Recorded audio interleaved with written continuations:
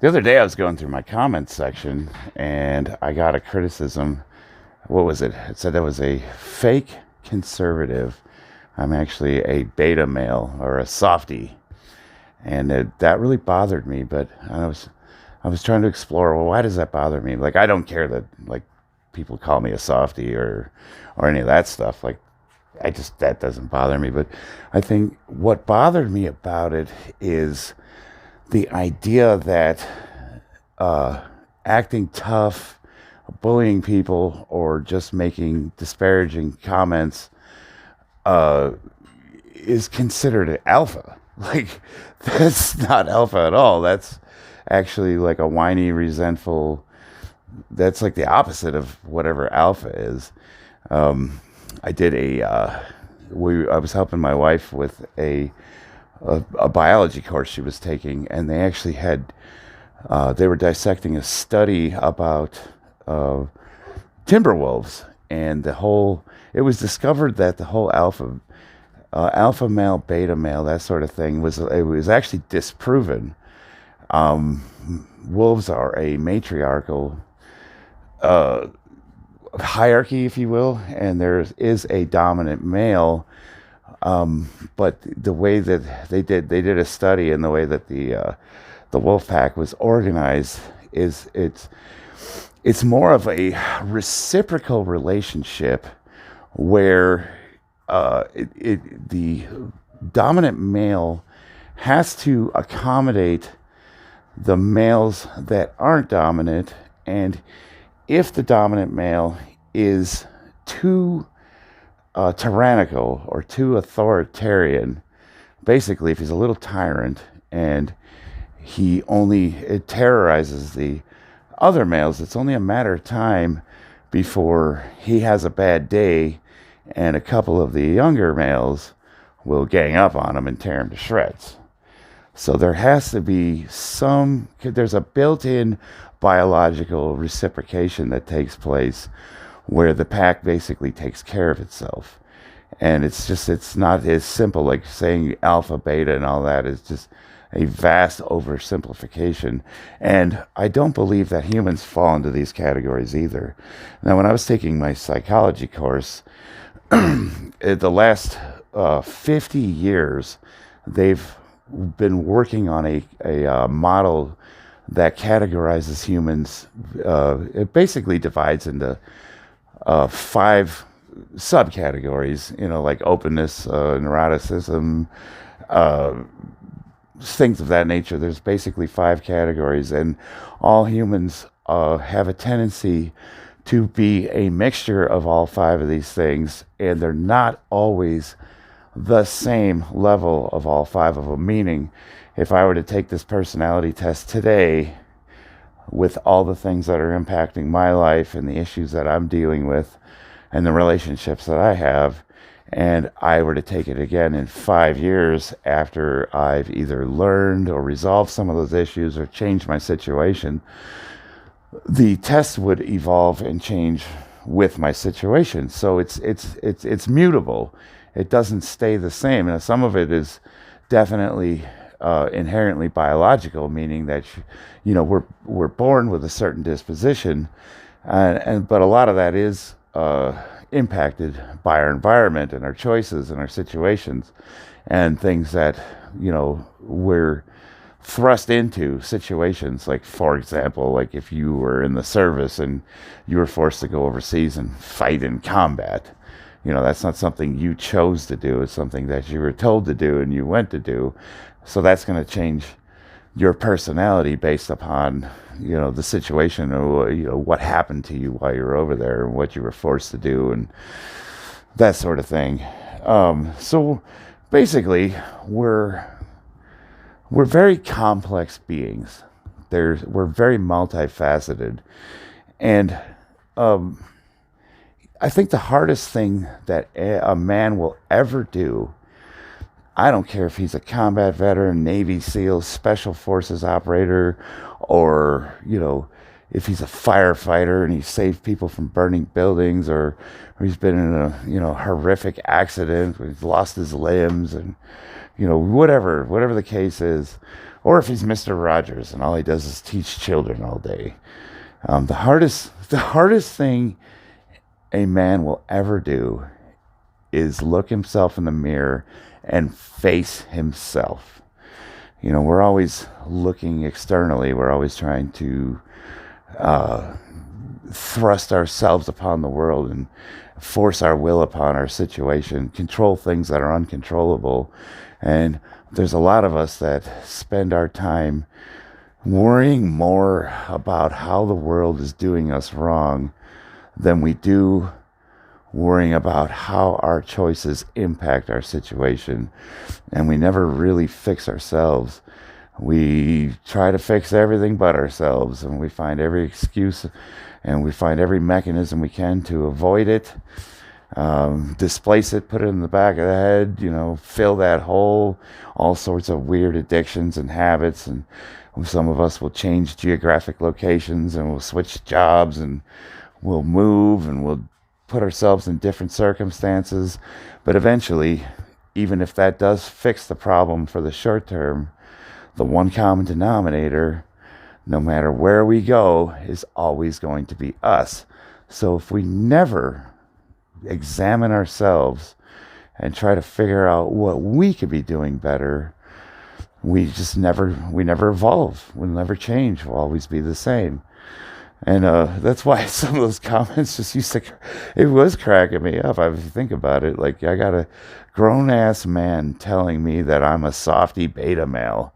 I believe cuck is the word he used.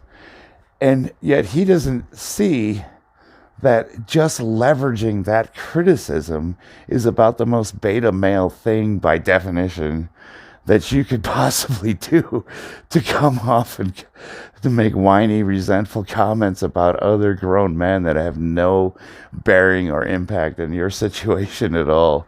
And like, they don't see it. They don't see how they appear to the rest of the world. And then to look at somebody who is putting out there with open honesty the things that helped me overcome my demons, me sharing that with the world, is that, anything less than, I don't know. I don't get it personally. But if you haven't spent any time working on yourself, or trying to resolve yourself, or trying to make yourself better, then I could see where, listening to me ramble on about how journaling has saved my life would kind of come off as sounding, well, for lack of a better term, pretty gay. Yeah, it is. You got a big, tough 47-year-old ex-Marine who likes to go shooting on the weekends and do all this manly stuff, talking about writing his feelings down in a journal so he can reflect upon how, words hurt him. But you know what? All that stuff is super life-saving. I was a homeless veteran. I haven't had a drink in like 10 years. And the tools that I learned in sobriety that helped me basically confront myself and confront my demons have not only saved my life, but they've changed it for the better. And I would love it if everyone could experience the experience, strength, and hope that I got from doing these simple things that I do on a daily basis. And it's one of the reasons why, even though I haven't had a drink in like 10 years, I still stay dialed in with the recovery community, especially with other veterans. It's kind of one of those things where it's like, if you've learned to overcome something, the idea is you now have a responsibility to pay it forward and try to help somebody who's suffering from the same things that you went through. So we were having a discussion about, the whole, what's the pejorative that they like to throw around, lefty or conservative or alt-right. And I think that those terms have lost their meaning. For me, it isn't a left versus right thing. I think it's more individualism versus collectivism. You're either you're an individualist looks to himself as both the cause and the cure of all of his problems. He looks to himself to see where he needs to improve, and he doesn't spend so much time worrying about what other people are doing. We live a life of constantly trying to improve. And that's not to say that we are any good at what we do. And it's not to say that we have fixed ourselves, but it's more the struggle is the glory. It's the constant struggle to be better today than you were yesterday. And always focusing on what it is. If it's something like weightlifting, you're always trying to what? Correct your form, get your rep ranges right, improve your diet, programming, always dissecting, looking at the numbers, seeking the help of experts, dissecting your lifts, improving every day, getting a little bit stronger. Or, any endeavor. If you're a carpenter, what do? You're going to try to become, you're going to try to hone your craft. Any skilled artisan, any craftsman, anybody that seeks to attain the level of perfection, like a Leonardo da Vinci or a Michelangelo, the true artists, it's a lifetime endeavor of constant discipline and constant trying to improve. And then the flip side of that, the collectivist man, he might be a conservative. All a conservative is somebody that adheres to traditional values. When you say, if you ask me what a conservative is, I would say somebody that believes in the traditional family values, a wife that stays at home, a father that provides for the family, that sort of thing. That's conserving the past. People that are religious, people that still go to church. You're trying to conserve the values of the past. Liberal, in my estimation, is somebody that doesn't value the past, and they see the problems of the past, and they try to, they're progressives. They're trying to change everything. But you can be a liberal individualist, and you can be a collectivist conservative. A collectivist is somebody who doesn't value the individual and seeks their identity through the group they belong to, whether it's race, sexuality, or the club you belong to, sports fans.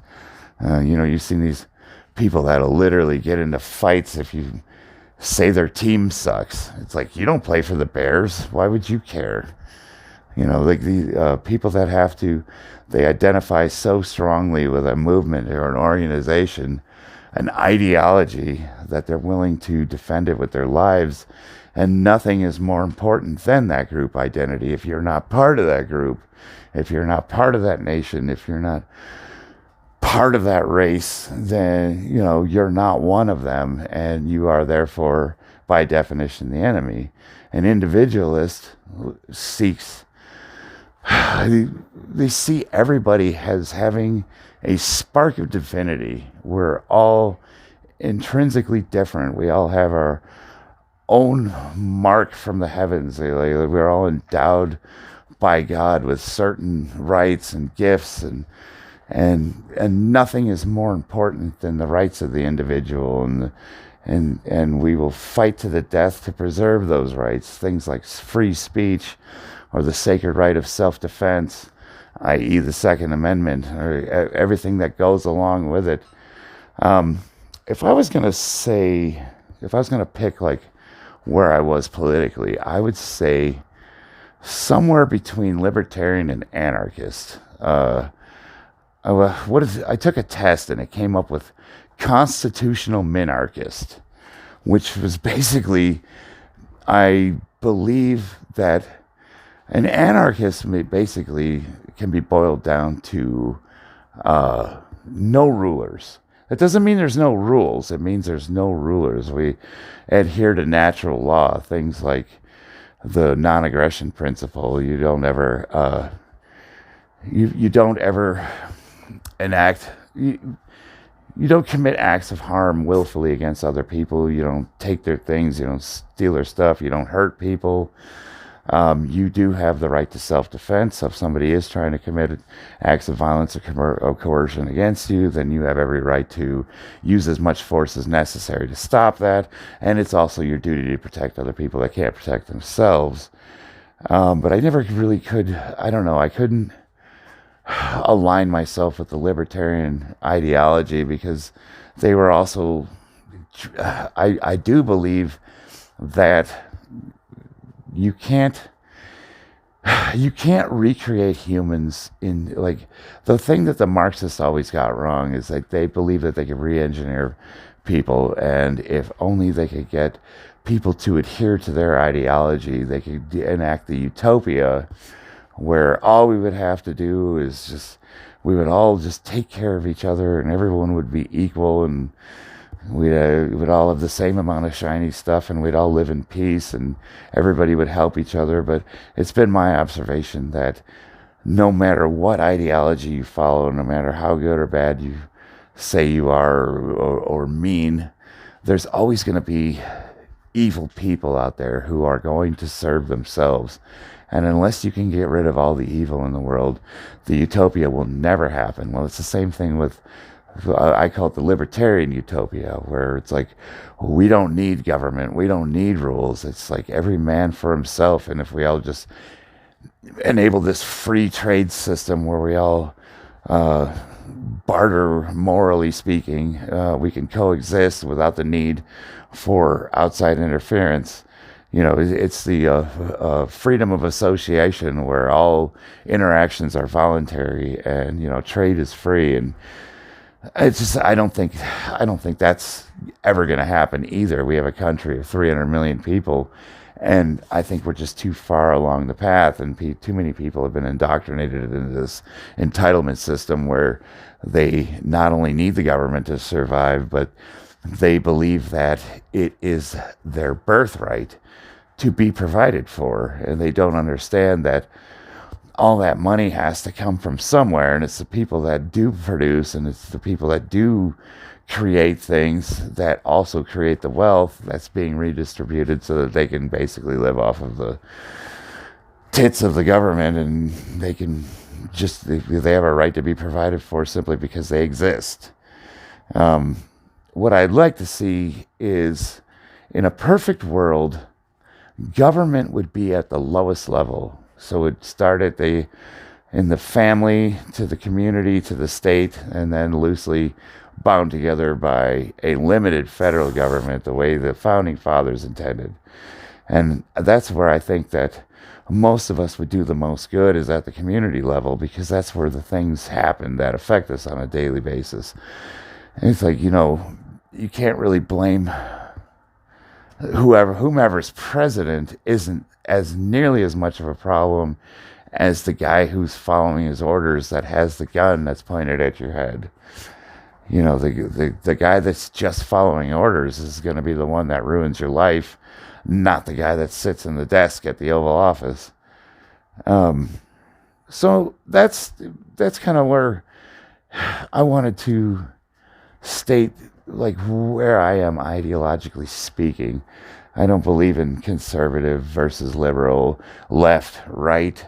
I think that people can be a mixture of all of these things, and I consider myself a staunch individualist. I believe firmly in the Bill of Rights, and I believe that every man is entitled to his own destiny, and I also don't believe that you can put people in a box and label them by their intrinsic values, skin color, sexuality, religion, social status. I think that if you do categorize people by these things, you'll find that even in those groups, they're going to be so very different. Like, I'll say it like this. I have way more in common with a poor black man than I do a rich white man. You know, for me, it's like the struggle is more socioeconomic than it is race or, you know, skin color, that sort of thing. I think that we and the, you know, the dregs of society, the blue collar people, the workers, the the people that, if you want to say middle class, fine, but the people that the work, the guys out there on the construction sites putting the buildings together, the guys that are working in the factories, the guys that are building the cars, the guys that are producing all the stuff. We have way more in common than, like those rich people that work in Silicon Valley, and, they all drive Teslas and think that we should get rid of gasoline so that we can all drive Priuses, and they're completely disconnected from their food source. They think that everything just magically shows up in a grocery store, and that hunting's evil because it's way more moral to just like slaughter animal by the thousands in these diseased factories that, murder them in the most inhumane conditions. And they call me immoral because I like to go out and, hunt for my food. And I think that there's something sacred about, the relationship between hunter and prey. And, same thing with like the vegetarians who think that eating meat's immoral, but they don't realize that like commercial farming is like rape of the land, and it kills just as many living things as commercial agriculture. It's just like the world is full of these hypocrites that are completely detached from reality. And there again, it's the individualist versus the collectivist. It's like people don't look to themselves. They try to force their will upon the world, and they think that they have the moral authority to tell the rest of us how to live. And it's almost like, how are you going to remake society in your image when you can't even balance your own checkbook? It's like, I'm a man that can barely manage his own life, and yet I think that I have any kind of authority to tell you how you should be living? Absolutely not. No, the moral of this story is we would do this society very well if we all just look to ourselves and focus on making ourselves better. If every single one of us stopped worrying about what everyone else is doing, whether we like it or not, and we just focused on picking the damn weight up, we would find that we would improve exponentially, and that other person that we have so much ire for, so much disdain, can't stand that guy, the jealousy, the resentment, all that nonsense, would go by the wayside because we'd be too busy just trying to be kick-ass versions of ourselves. And the only person that you have to worry about beating is the guy that's staring back at you in the mirror. It's something to think about. I would say this is a pretty good rant. What do you guys think? Let me know. Oh, and if any of you have made it this far, my subscriber count went up about 40 people in the last few weeks, and I want to say thank you. Welcome to anybody who's new to my channel that hasn't listened to one of these rants of mine before. I look forward to hearing from you. All right, guys.